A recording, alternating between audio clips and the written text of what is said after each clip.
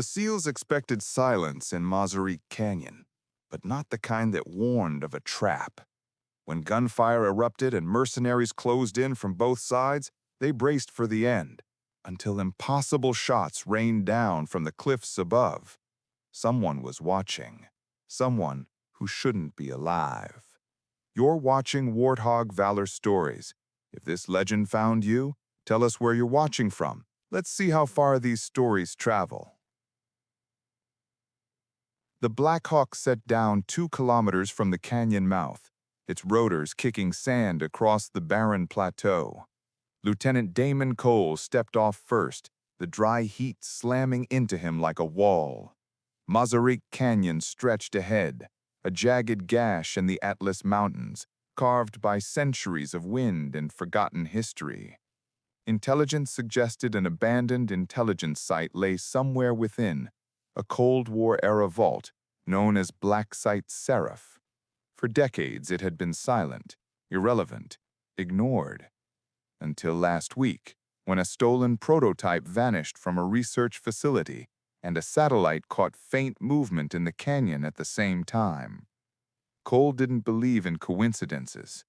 His team formed up behind him, Chief Owens hulking and steady behind the weight of the saw, Jace Morgan, signal specialist already scanning for interference, and Holt, their medic, carrying enough gear to handle whatever waited inside that canyon. 4 operators, trained for anything, except the one thing Command had failed to mention. The canyon swallowed their radios almost instantly. Morgan frowned at his console. "Sir, interference across all bands. Like the whole canyon's wrapped in static." "That matches the briefing," Holt said quietly. "Seraph was built to disappear." Cole nodded. "We push forward." The path narrowed quickly, sandstone walls rising sharp on either side. Heat shimmered in the air, distorting distance and sound. Their boots crunched over dry gravel as they advanced deeper. No wildlife, no wind, just the oppressive weight of stone. Half a kilometer in, Cole spotted something wrong. Footprints. Not old, not scattered, a disciplined line of heavy boots, each step deliberate, heading toward the interior of the canyon. Mercenaries. Owens knelt and inspected a print. Full combat load, maybe a dozen men. Morgan added, "Private veterans, not amateurs." They moved carefully now, rifles raised, spacing precise. The canyon bent sharply to the right, the walls squeezing close enough that Cole's shoulders brushed the rock. He raised a hand, signaling a halt. A body lay ahead. Cole approached slowly. Male, mid-30s, tactical gear stripped of insignia. Shot cleanly through the eye. A single round. No shell casing, no tracks, no trail. "Sniper?" Holt asked. "Sniper," Cole confirmed. "One who doesn't miss." But the angle made no sense. The kill shot could only have come from a ridge barely visible above them, 300, maybe 400 meters away. A nearly vertical angle through heat distortion into a man moving fast. Impossible. Morgan swallowed hard. "Sir, who can make that shot?" Cole didn't answer, not because he didn't know, but because he refused to believe it. A rustle of sand made all 4 SEALs freeze. Voices, not English, echoing faintly through the canyon. Armed men closing in. Cole signaled silently, "Ambush." They moved to cover just as a squad of mercenaries rounded the corner, rifles up, movements sharp and rehearsed. The SEALs fired first, dropping 2, but the canyon offered little defense. Shots ricocheted, turning the narrow pass into a metal storm. Owens pushed forward, laying down suppressive fire, but more mercenaries pressed in from the opposite side. They were boxed in, pinned, outnumbered.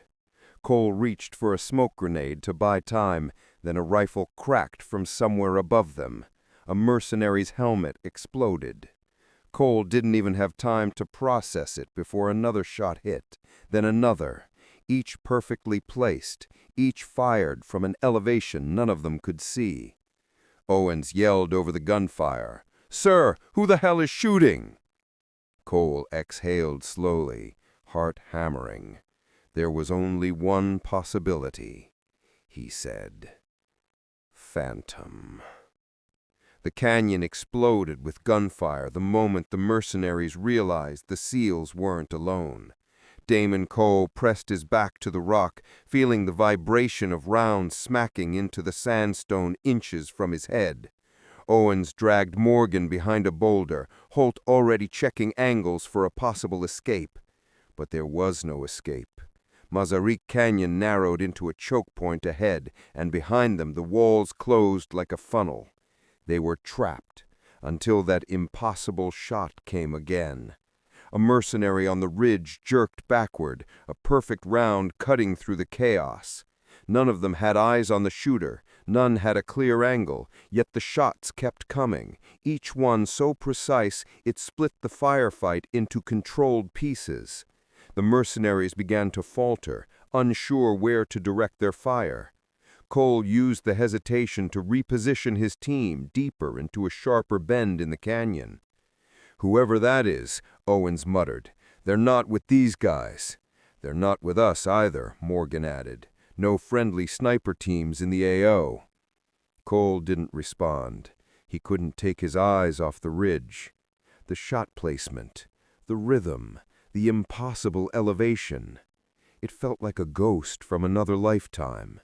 He'd heard rumors after her death, operators whispering about a sniper who moved like smoke, someone who vanished from official records long before the Pentagon declared her KIA, a shooter once used on missions that weren't supposed to exist, someone who could hit a moving target through heat distortion and swirling sand. Captain Lyra Hale, call sign Phantom. But Hale was dead, 3 years dead. And yet, another mercenary fell, a shot threading perfectly between two jagged stones as if the bullet had eyes. Cole pushed the thought aside and focused on the tactical reality. Someone on the ridge was helping them, and the mercenaries were losing composure fast. Several broke formation, scrambling for higher ground. A mistake. The canyon offered limited elevation, and every time one climbed above the cover line, the phantom shooter struck. Holt called out, "Sir, left flank thinning." "Push," Cole ordered. Owens swept the left corridor with the saw, driving mercenaries back, while Morgan blocked the right with controlled bursts. The phantom sniper's shot cut down any fighter attempting to reposition. Within 60 seconds, the ambush collapsed. The canyon fell silent again. Dust drifted in the air. Shell casings glittered in the sand. The mercenary bodies lay scattered across the narrow pass, each hit clean, each shot delivered with the same terrifying precision. Morgan swallowed hard. "Sir, we need to know who's out there." "We will," Cole said, though his voice carried no certainty.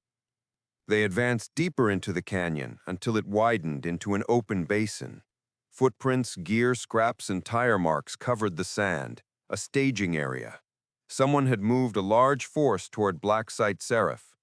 Then Cole found something half buried in dust, a broken scope cap, military issue, not mercenary, not SEAL.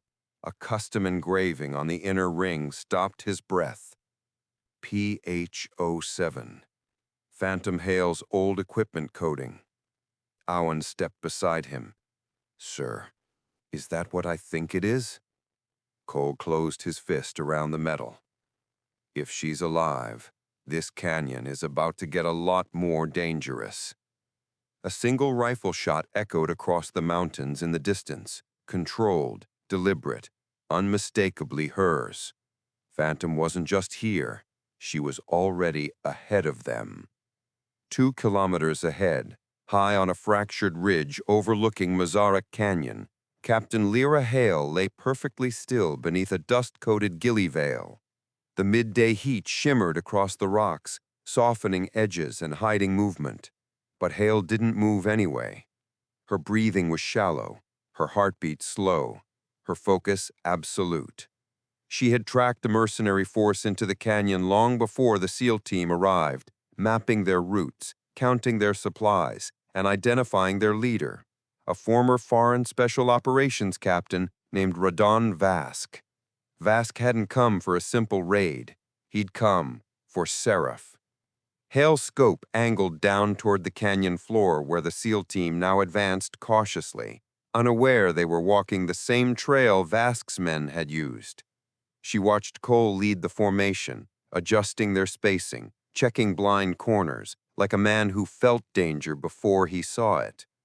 She remembered him, detailed, methodical, stubborn. They'd crossed paths once on a joint operation years ago. He'd been sharp even then. She also remembered he believed she was dead.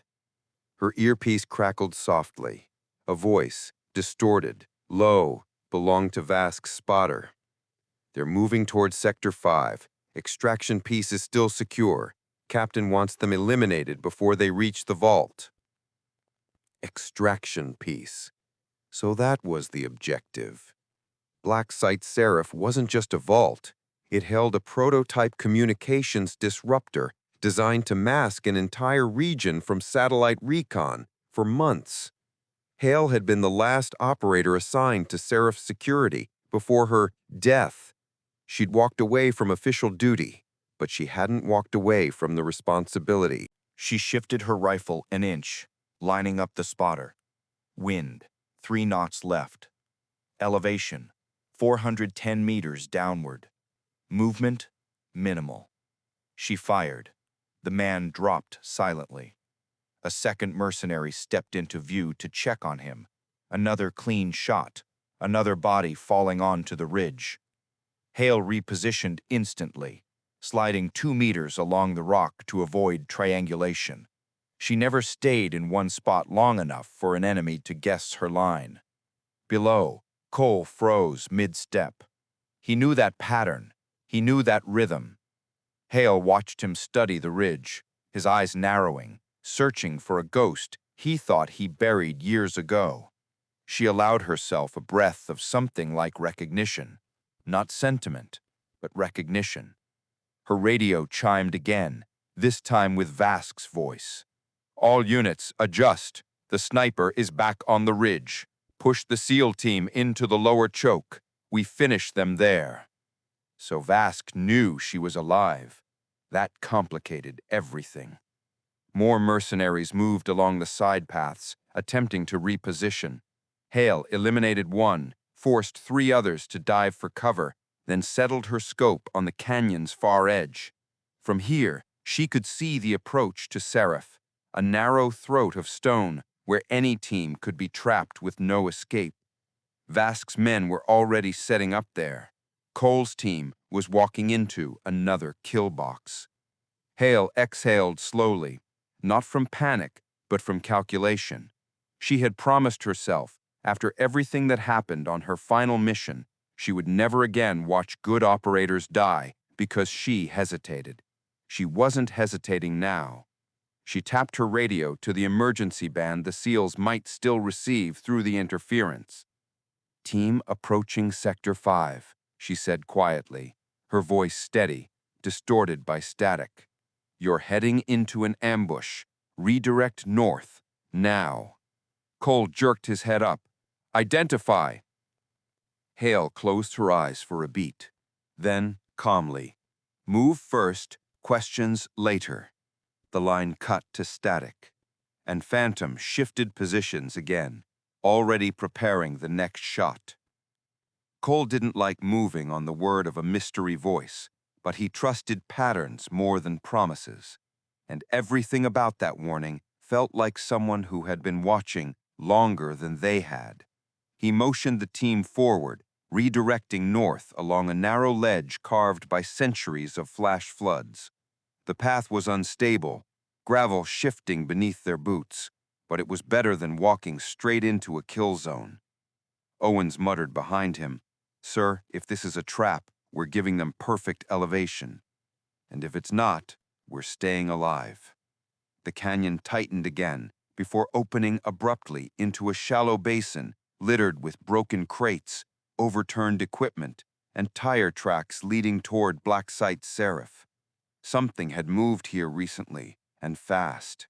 The sand was gouged from heavy vehicles, and discarded water pouches suggested the mercenaries had been staging here for hours, maybe days. Morgan knelt beside a set of footprints. Different boots than the last group, heavier, reinforced soles. Vask's assault team. They're close. A burst of distant gunfire snapped them all to attention. Not directed at them yet, but close enough to echo through the canyon walls.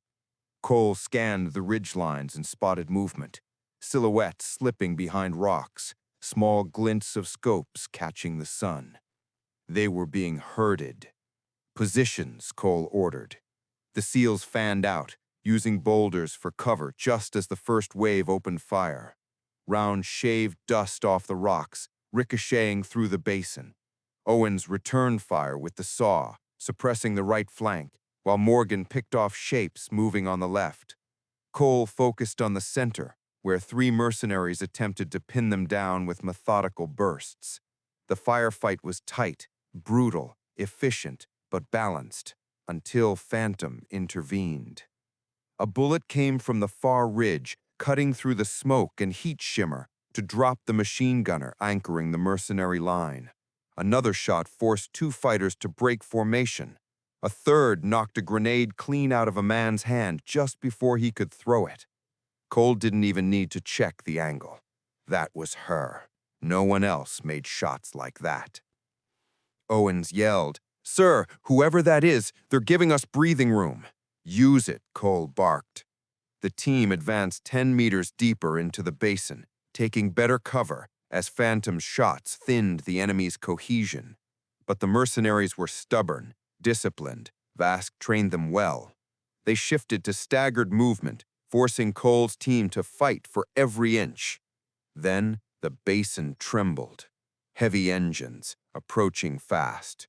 Holt glanced up the northern approach. "Sir, that's a vehicle." "Not just a vehicle." An armored technical roared into view, mounted with a heavy machine gun.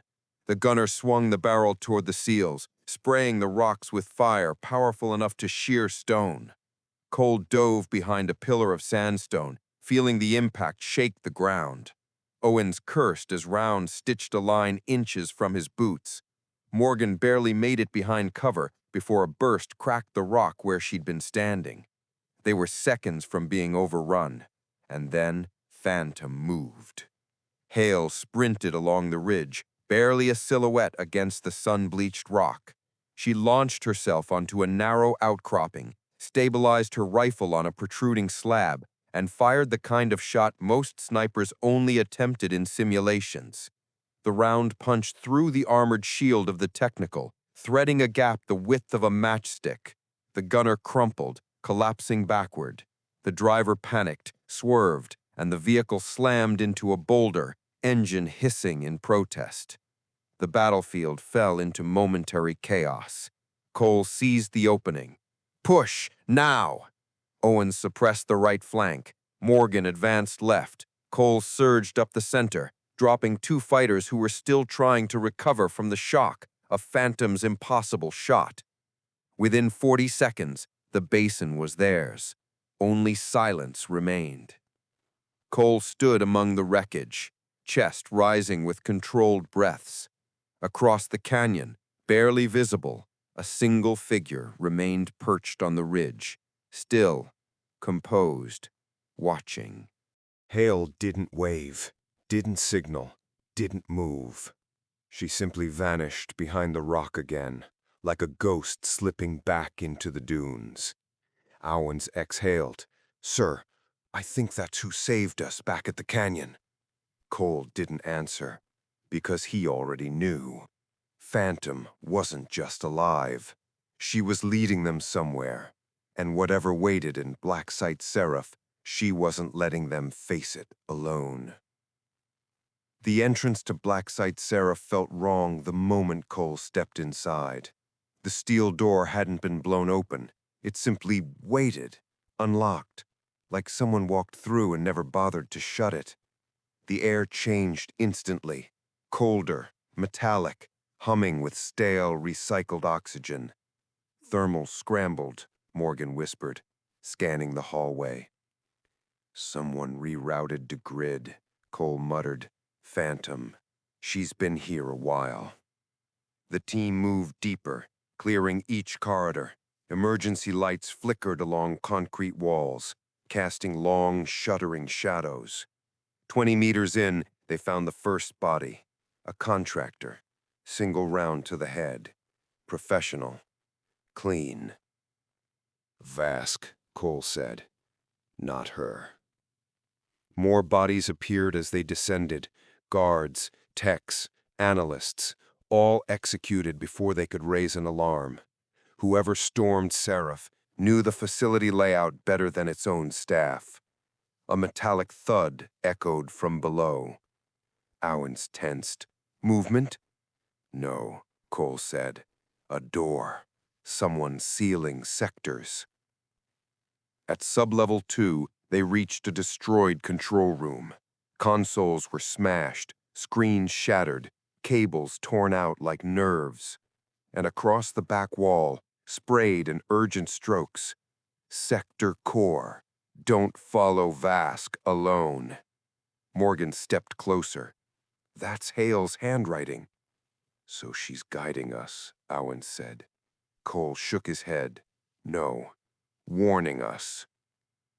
Before they could move, the floor shuddered. Then a deep mechanical rumble vibrated through the walls. A blast door below was closing. Go! Cole ordered. They sprinted down the stairwell, turning the corner just in time to see the massive core sector door sliding shut. Inside, lit by flickering orange lights, 2 figures were visible through the narrowing gap. Vask, carrying a sealed container, and Phantom, perched above him on a maintenance beam, rifle ready, shoulders tense with exhaustion. Hale locked eyes with Cole through the narrowing seam. No fear, no hesitation, just direction. Then the door slammed shut. Owens cursed. Sir, we lost them. Not yet, Cole said, scanning the auxiliary panel. One indicator blinked faintly. Maintenance rail. Active. Phantom hadn't trapped them. She'd left them a way in. Cole's team followed the maintenance rail into the core chamber and arrived just as Phantom dropped from a support beam behind Vask. The mercenary leader spun too late. A single strike sent him collapsing, the sealed container skidding across the floor toward Cole. Gunfire erupted. Owens and Morgan flanked instantly, pinning down the remaining fighters. Phantom, breathing hard but steady, moved with sharp, exhausted precision, clearing the last angle they couldn't reach. 30 seconds later, the chamber fell silent. Cole picked up the container, turning to face her. Up close, Phantom looked different, dust-covered, battered, but undeniably alive. You should have stayed dead, he said quietly. Could have, but then you'd all be dead. Morgan stepped forward. Ma'am, you coming with us?